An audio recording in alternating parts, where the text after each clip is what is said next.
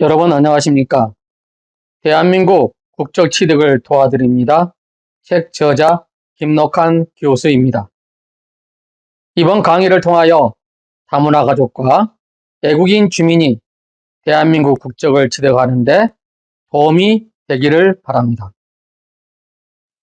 대한민국 국적 취득을 도와드립니다. 책은 총 16장으로 구성되어 있습니다. 1장에서 16장까지 영상 제작이 이루어지기 위해서는 여러분의 응원이 필요합니다. 여러분께서 구독하기와 좋아요를 눌러주시면 영상 제작하는데 큰 도움이 되겠습니다. 감사합니다. 대한민국 국적 취득 결혼, 대한민국 국적 취득을 도와드립니다. 제11장입니다. 우리나라 민주주의와 민주정치의 개념을 살펴보겠습니다. 1. 우리나라의 정치체제와 경제체제입니다. 한 국가는 양날개로 나옵니다. 한쪽은 정치운영체제, 다른 한쪽은 경제운영체제이죠. 대한민국은 자유민주주의와 시장경제체제로 운영이 됩니다. 자, 그러면은 우리나라의 국가 운영 체제를 표를 보면서 한번 살펴볼까요? 정치 체제는 민주주의, 자유민주주의이며 경제 체제는 자본주의, 시장 경제 체제입니다. 우리가 헌법 제1조를 보면은 대한민국은 민주공화국이다. 대한민국의 주권은 국민에게 있고 모든 권력은 국민으로부터 나온다. 이는 국민이 바로 대한민국의 주인이라는 표현입니다. 따라서 대한민국 헌법 제1조는 대한민국의 주권이 국민에게 있고 민주주의 제도의 바탕을 둔 공화국임을 밝히고 있습니다. 우리는 3.1운동으로 건설된 대한민국 임시정부의 법통을 개정하였고 대한민국의 헌법이 이를 통하여 탄생되었고 만들었습니다. 2. 민주주의와 자유민주주의입니다. 민주주의란 국민이 주인이 되어 국민을 위해 정치가 이루어지는 제도를 말합니다.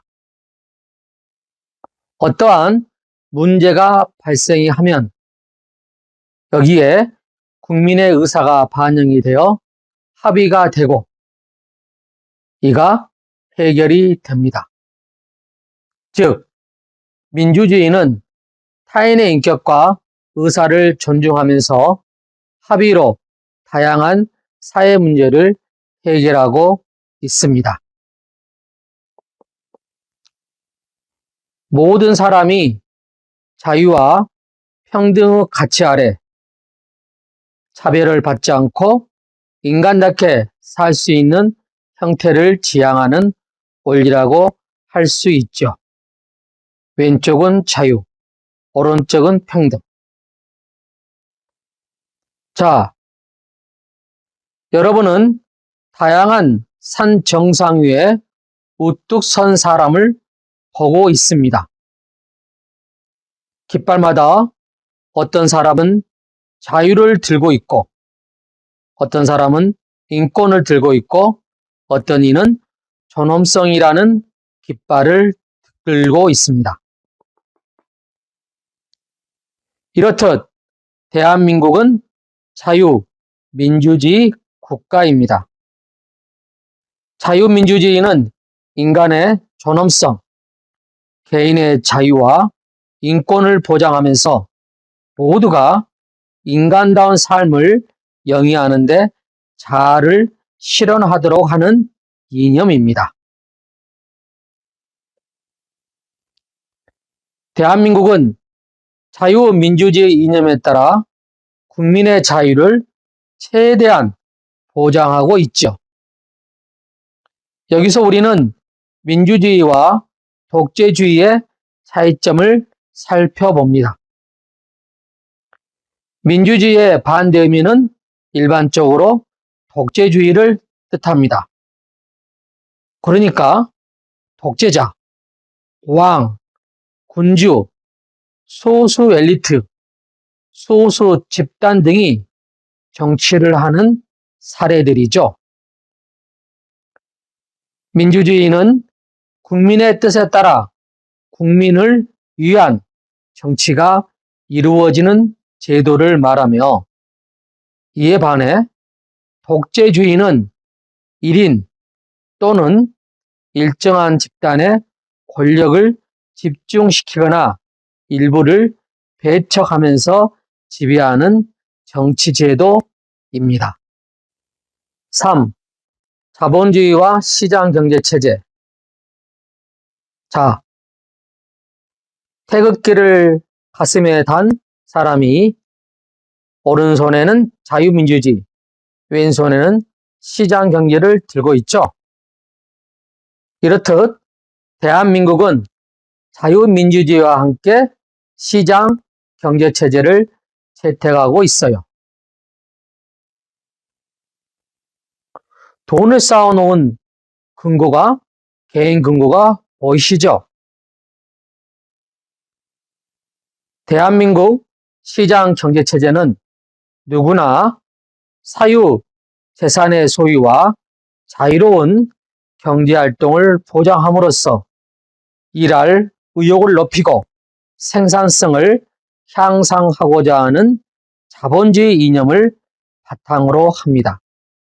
따라서 자유롭게 일해 돈을 벌 수 있으니 모두 열심히 일하게 되지요. 우리나라는 누구나 자유로운 경제활동이 가능한 나라입니다. 다시 말하면은 대한민국은 누구나 자유로운 경제활동이 가능한 나라입니다. 4. 민주정치와 국민투표. 민주주의를 실현하는 방법은 직접 민주주의와 간접 민주주의가 있죠. 직접 민주주의는 모든 국민이 직접 정치에 참여하여 결정하는 것을 말하며, 간접 민주주의는 국민이 뽑은 대표가 그 결정을 대신하는 것을 말합니다. 여러분, 선거 투표함이 보이죠? 우리나라는 국민이 뽑은 대표, 대통령, 국회의원, 지방자치단체장 등 국민이 뽑은 대표가 정치적 결정을 대신하는 간접 민주주의를 하고 있어요. 하지만 외적으로 국민투표와 같은 직접 민주주의 요소도 적용하고 있죠. 간접 민주주의의 대표적인 것이 바로 선거인데요. 선거에는 4대 원칙이 있어요. 선거의 4대 원칙이 뭐예요? 자, 그럼 선거의 4대 원칙을 자세히 살펴보겠습니다. 첫째, 보통선거입니다. 보통선거는 국민 중 일정한 연령, 만 18세가 되면 누구나 선거에 참여하는 선거제도입니다. 둘째, 평등선거입니다. 평등선거는 선거권이 있는 사람이라면 누구나 똑같이 한 표씩만 투표를 하는 선거제도입니다. 셋째, 비밀선거입니다. 비밀선거는 투표의 내용을 투표자 이외에는 알 수 없도록 한 선거 제도입니다. 넷째, 직접 선거입니다. 직접 선거는 후보자들에게 선거권자가 직접 투표하는 것을 말합니다. 대리 투표 불가지요. 대리 투표는 절대 할 수가 없습니다. 그래서 우리가 선거의 4대 원칙 하면은 보통선거, 평등선거, 비밀선거, 직접선거. 보통선거, 평등선거, 비밀선거, 직접선거입니다. 그럼 사전투표는 뭐예요? 네, 사전투표는 투표일에 투표할 수 없다면은 사전 투표를 이용할 수 있는 제도입니다. 그럼 사전투표는 어떻게 할 수 있나요? 네, 사전투표는 사전투표 기간, 즉 선거일 전 5일부터 2일간에 전국 어디서나 설치된 사전투표소를 찾아 투표하면 됩니다. 사전투표 시 선거인이 신분증을 지참하여 사전투표 기간 동안 전국 읍, 면, 동마다 설치된 사전투표소 방문하면은 별도의 신고 없이 투표할 수 있어요. 그럼 선거를 관리하는 선거관리위원회와 국회의사당에 대해서 알아볼까요? 선거관리위원회는 선거와 국민투표의 공정한 관리와 정당에 관한 여러 가지 일을 처리하는 국가기관입니다. 선거관리위원회는 후보자나 유권자들이 선거법을 어기지 않도록 예방하고 감시하며 단속하는 활동을 말합니다.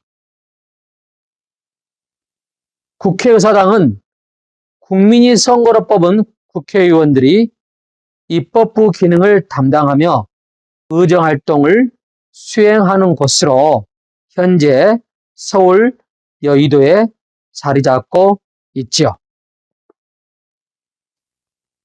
5. 국민이 정치에 참여할 수 있는 방법을 알아봅시다. 부정선거 반대, 썩은 정치 수술하자, 대통령은 물러나라. 민주주의를 실현하기 위해 국민이 정치에 참여할 수 있는 방법에는 다양한 방법이 있어요. 첫째, 인터넷입니다. 나는 TV나 신문 등의 대중매체, 인터넷을 통해 의견을 전달할 수 있어요. 둘째, 집회나 시위를 통해 우리의 주장이나 의견을 전달할 거예요. 세 번째, 개인의 시위를 넓게 보장하는 1인 시위도 가능하죠.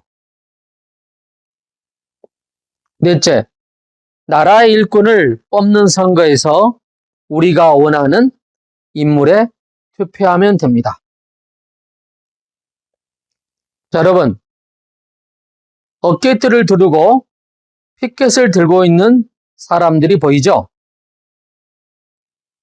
왼쪽은 어깨띠를 두르고 피켓을 들고 거리 유세하는 특정 정당이 외칩니다. 복지정책을 강화하라! 오른쪽 사람은 어깨띠를 두르고 피켓을 들고 시민단체가 외칩니다. 환경 파괴를 막아주세요! 다섯 번째로, 이 외에도 정당 참여와 시민단체 운동을 통해 의견을 전달하면서 정치에 참여할 수 있습니다. 그럼 정당을 좀 살펴볼까요? 정당이란 정치적 의견이나 주장이 같은 사람들이 모여 만든 단체로 국민의 의견을 모아서 국회나 정부에 전달하고 대통령 선거, 국회의원 선거 등의 후보자를 추천합니다. 이것이 정당이죠. 다시 한번 말씀드리면은 정당은 정치적 의견이나 주장이 같은 사람들이 모여 만든 단체이다. 둘째로 국민의 의견을 모아 국회나 정부에 전달한다. 셋째, 정당은 대통령 선거, 국회의원 선거 등의 후보자를 추천한다. 여기에 여당과 야당이 있죠. 여당은 한 나라의 대통령을 배출한 정당을 여당이라고 합니다. 야당은 무엇이죠? 여당을 제외한 나머지 정당을 야당이라고 합니다. 이것은 정권에 따라서 계속 바뀌죠. 시민단체입니다. 시민단체는 시민들이 스스로 만든 단체로 여러 가지 사회 문제를 해결하고 공익을 추구하기 위해 활동합니다. 6.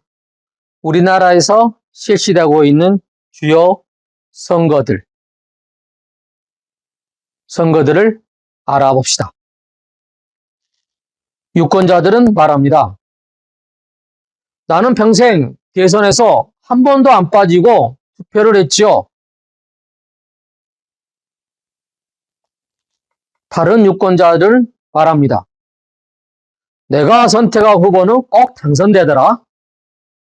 또는 내 한 장의 투표권이 대한민국 미래에 영향을 준다고요. 우리나라에서는 다양한 선거가 있어요. 가장 대표적인 것이 대통령 선거, 대선, 국회의원 총선거, 총선, 지방선거입니다. 대선, 총선, 지선이라고 표현을 하죠. 그럼 대선, 총선, 지선을 자세히 알아봅니다. 여기서 지선은 지방선거를 말합니다. 대통령 선거는 5년마다 실시되며 대개 3월에 실시되고 대통령 한 명을 뽑는데 외국인은 참여가 안 됩니다. 즉, 외국인에게는 투표권이 없습니다. 국회의원 총선거는 실시 간격은 4년마다 실시되며 실시 시기는 4월에 실시되고 당선되는 사람은 국회의원 300명을 뽑습니다. 외국인 참여 의무는 허용이 안 됩니다. 즉, 대통령 선거와 마찬가지로 국회의원 선거도 외국인은 투표권이 없습니다. 다음은 지방선거입니다. 지방선거는 실시 간격은 4년마다 실시하며 실시 시기는 대개 6월에 실시되며 당선되는 사람은 각 지역의 지방자치단체장, 지방의회 의원, 교육감을 뽑습니다. 외국인 참여 여부는 어떨까요? 지방선거는 대통령 선거와 국회의원 총선거와 달리 외국인도 참여가 가능합니다.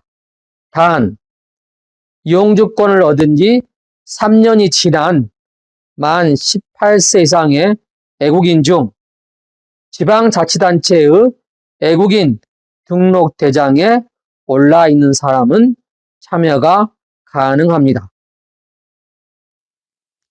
여러분, 당당한 대한민국 국민으로 투표권이 생긴다면 나의 소중한 권리 한 표를 잘 행사해야겠죠? 여러분의 소중한 한 표가 민주주의를 실현합니다. 지금까지 우리나라에서 실시되고 있는 주요 선거를 살펴보았습니다. 여러분, 강의 듣느라 수고하셨습니다. 이번 강의를 통하여 여러분이 대한민국 국적취득을 하는데 도움이 되기를 바라며 국적취득하여 대한민국 국민이 꼭 되시기를 바랍니다. 대한민국 국적취득을 도와드립니다. 책은 총 16장으로 구성되어 있습니다. 1장에서 16장까지 영상 제작이 이루어지기 위해서는 여러분의 응원이 필요합니다. 여러분께서 구독하기와 좋아요를 눌러주시면 영상을 제작하는 데 큰 도움이 되겠습니다. 감사합니다.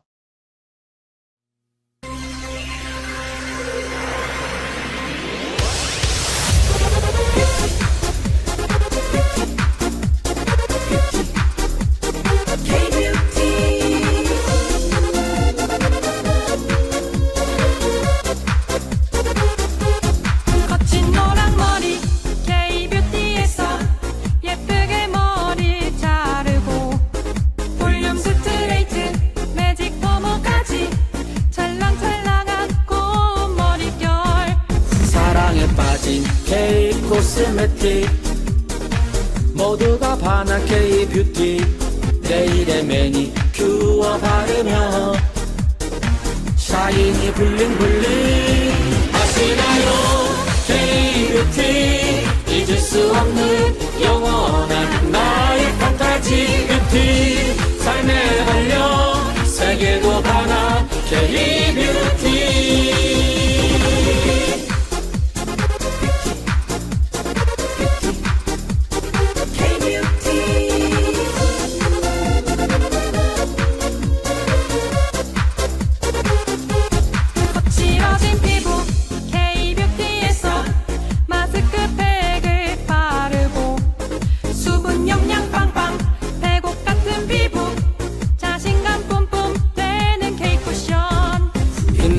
변신하는 그녀는 언제나 매력있게 보여 러블리한 메이크업하면 모두가 사랑해요. 아시나요? K-뷰티 잊을 수 없는 영원한 나의 판타지 뷰티 삶의 활력 세계도 반한 K-뷰티